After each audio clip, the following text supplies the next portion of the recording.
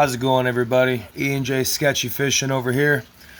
And today, just for the love of the craft, I'm going to show you guys a nice little breakdown on a good little small setup you can use for whether that's bass fishing, maybe even some catfishing. Definitely a good bullhead catcher for sure that I can clarify. And we're going to break down an old school reel that I think doesn't get enough love, but always was someone's grandpa's favorite. Let's get right into it. So what we got working with here today is definitely someone's favorite at some point in time in history. This is the old Zebco 606. This one is hard case. So basically it's all steel back when things were made to basically last forever. And I'm going to show you guys how to get into this guy real quick. I'm going to break down about whatever you can do to work on it, maintenance it. So here we are, we're going to take our small little utility here and just loosen up this top bolt. And once this top bolt gets loosened real good, the back plate will completely come off. Just like that. That's your steel casing. So back here we got all the nitty and gritty, everything that makes this guy this. We got your retention spring here. So this is what controls basically the drag of when you're fighting a fish. Makes it stronger. And if you fidget with it a good amount, makes it more sensitive when you're fighting bigger or lighter stuff. So what we got in here, also what is really nice about these old schools, you got your main gear system. This is where you would cast, as a push button would be, or closed face, whatever you want to call it. You'd push on that. Your line would fly out, hit the water wherever you desire it to be. And then you can hear that little click that locks it in gear. Now, as you can see, this one's a little bit dry, so we're definitely going to do something to solve that problem. So what I've noticed over the years of being a collector, and then also an enthusiast myself, is most people would suggest like 3-in-1 is good, especially for a reel you're not really sure on how to take apart, which that always comes with 1, experience, and 2, know-how. But what I like to go with is a little bit of Vaseline. Now, the only downside there could ever be with this stuff is if you fish in colder climates, basically freezing temperatures. This stuff can gunk up pretty good, and it could move some stuff around, so I don't recommend it if you're not sure on really what you're doing or what you're working with.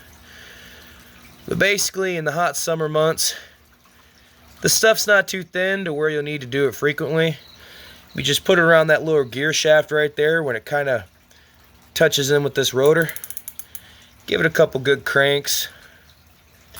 And then as the weather warms up and the reel warms up too, that's going to work in real good and make a very nice lubricant. That and this stuff you can literally get anywhere. I've bought these before at Dollar Tree, the small ones, for like $1. So if you're definitely trying to lube up something that needs a little bit of extra love with the heat, that's about all you need.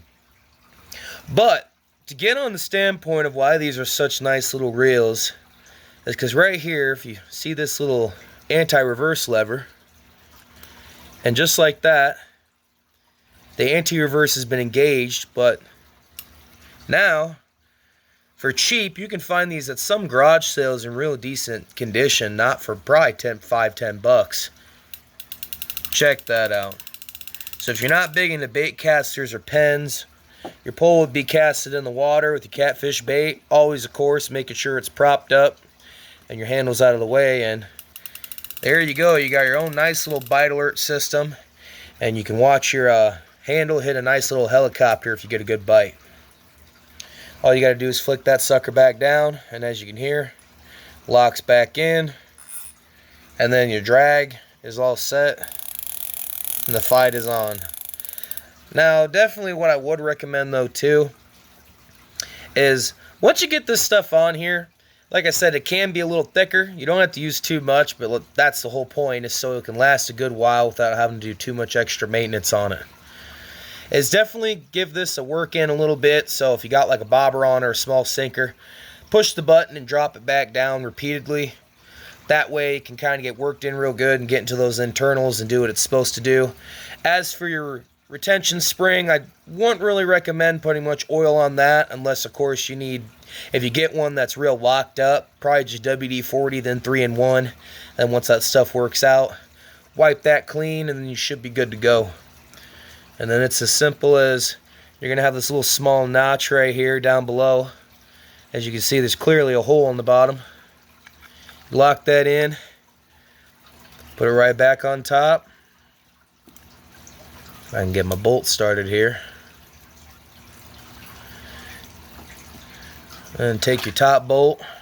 This holds both panels together, by the way, which actually I could break that down as well and give that a little mention.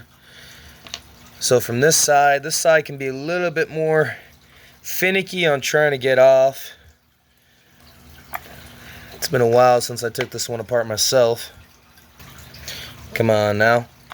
Oh, and there we go. Just you pull straight out, a little bit of convincing. That's your top bolt that keeps your freaking spool on there real good. And as you can see now that the back case is on, you can kind of see it all work together. Take this back off. So then there you go. That is now in free spool. You can tell by the ding. Line flies out. Then it locks right back into gear. It's just so interesting to me. I love how these old ones work. It's because this is before like any form of feeder catch was needed, or an open face kind of uses a veil to stop the line. There's just these saw-like, not sharp, but saw-like style blades that catch the line and allow it to run through perfectly. It's always good. Definitely always, when you get these, if you guys do think about picking one of these up, definitely restring it to keep the theme going. This has got some real repurposed kind of old school like nylon, and it is just really awesome stuff to use on a lighter reel like this. I mean, hell, most older reels I find have got that old school braid from like the 60s, even in the 70s to the 80s, that people still used frequently at the time. So then once you get your front part checked out, make sure everything's moving right, you just feed your line back through your thread cap. Always make sure you get it lined back up. Looks like both sides lined up exactly the same. We got a little hole in the bottom. Push right back in the top. Make sure the back plate is all locked in real good as well, because this one separates from both sides, and it's also locked in from the very top.